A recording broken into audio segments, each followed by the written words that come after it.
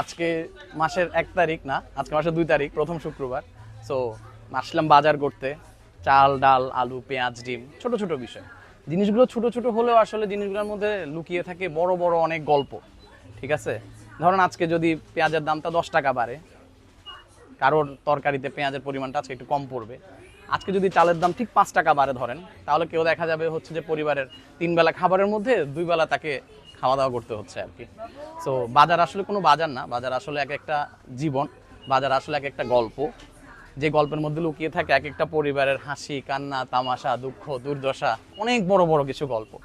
So বাজার করতে আসলে আমার কাছে মনে হয় আর কি, যে বাজার করতে আসলে পকেটের টাকাই খরচ হয় না, শুধু মন খরচ হয়। মনের খরচটাও বাজারের ক্ষেত্রে অনেক গুরুত্বপূর্ণ ভূমিকা পালন করে।